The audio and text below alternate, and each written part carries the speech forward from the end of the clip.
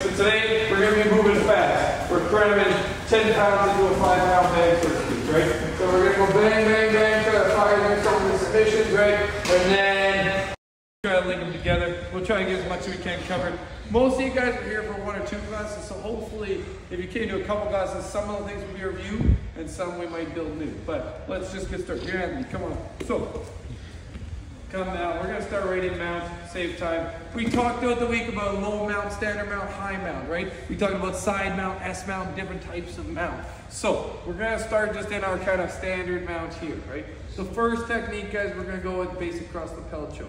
Now, like I said, we got a lot to cover, so we're going to show all 4 versions. Bang, bang, bang. You guys can work your way through them, pick them out, right? So the 4 different versions that I like of cross lapel choke. The first one is palm up palm. So I'm going to open the gi. I'm going to insert my palm upwards down to the floor. Now, once I've got this grip in, if I can get underneath of my own wrist, I can go palm up as well, right? So we do 2 palms up on this one, just like we do from the bottom, right? Palm up, but for this one, I have to go underneath. So I go underneath my own wrist, I kind of pry Anthony's chin open, I get my grips. Now, as I'm coming forward, I want to protrude my chest forward through the hole, pull my grips up, and start to finish my choke, right? Leaning in, pulling out, right? This one is more about the chest when I'm palm up, palm.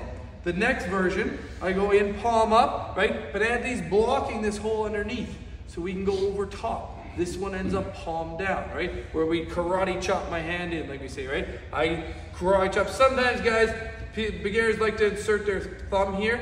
This is a strong grip, absolutely. This is actually the stronger of the 2 grips. But it's hard to sometimes fit your thumb. Sometimes at a higher level, I literally just karate chop and grab whatever I can get, right?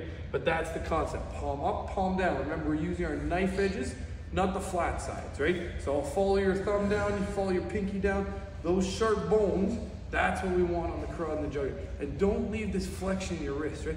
When I'm pushing, I want to push. If I'm using this knife, I want to push it into his neck. If I'm using this one, I want to push it in. I don't want to have this bend where he's always going to have a gap. I want to close that space off with my wrist, right? So palm up, he blocked underneath. I karate chop, palm down. Same thing, this time I put my head all the way to the floor and I circle it over, right? I draw a little rainbow, a little crescent shape over his head with my forehead. That makes the choke tighter.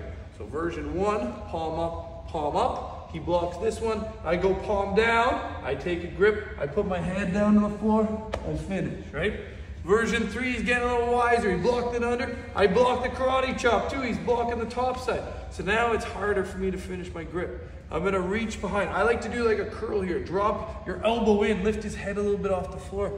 I'm gonna put my thumb in behind.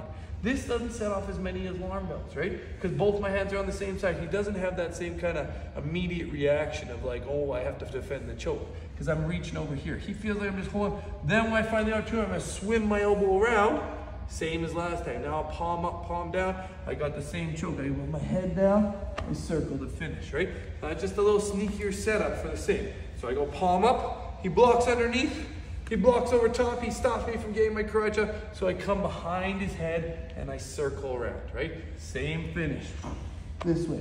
Now, the last one, the 4th, this is the mean one, right? Here, I come in here, and he's blocking everything. He's not letting me here, he's not letting me here. So I'm gonna make a big circle around his head. I wanna catch my elbow right inside his temple. I'm gonna use my hand to drive his head sideways. Now, he's looking over there. I'm gonna use my thumb to tuck it in and finish the choke, right? So I'm turning his head. This opens this opportunity for my thumb here. Once my thumb's in, then I finish the choke, right? So 4 different options there. If you guys didn't see any of them in the week, it might be too much, but pick 1 or 2, build them. If you guys have gone through them, go through the sequence and think why you do one over the other, right? Just rep it out. Get as many reps as you can. We're gonna build. 1, 2, 3, let's go.